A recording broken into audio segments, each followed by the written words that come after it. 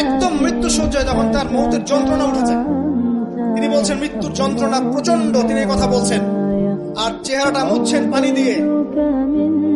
তখন ফাতিমা রাদিয়াল্লাহু আনহা এসে বলছেন আমার বাবার কষ্ট, আমার বাবার কষ্ট। আর ফাতিমা রাদিয়াল্লাহু আনহাকে তিনি কানে কানে একটা কথা বললেন। ফাতিমা রাদিয়াল্লাহু আনহা হাসতে শুরু করলেন।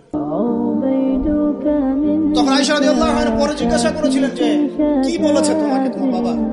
তিনি বলেছিলেন যে আমাকে আমার বাবা বলেছে যে এই যন্ত্রণায় তার ইন্তেকাল হবে। তখন আমি কাঁদতে শুরু করলাম। তারপরে আমাকে তিনি বললেন আমার পরিবারের মধ্যে তুমি সবার আগে আমার সাথে দেখা করবে জান্নাতে। তখন আমি হাসতে শুরু করলাম। এই জায়গায় একটা ঘটনা ছিল, সেটা হলো যখন তিনি প্রচন্ড কষ্ট করছেন মৃত্যুর যন্ত্রণায়, ফাতিমা রাদিয়াল্লাহু আনহা তিনি বলছেন আমার বাবার কষ্ট।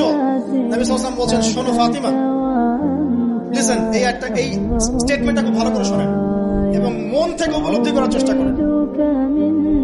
তিনি বলছেন হে ফাতিমা, আজকের পর থেকে তোমার বাবার কোনো কষ্ট থাকবে না। আমার কথা বুঝতে পারছেন না? আজকের পর থেকে তোমার বাবার কোনো কষ্ট থাকবে না, মানে আজকে তিনি জান্নাতুল ফিরদাউসে চলে যাবেন,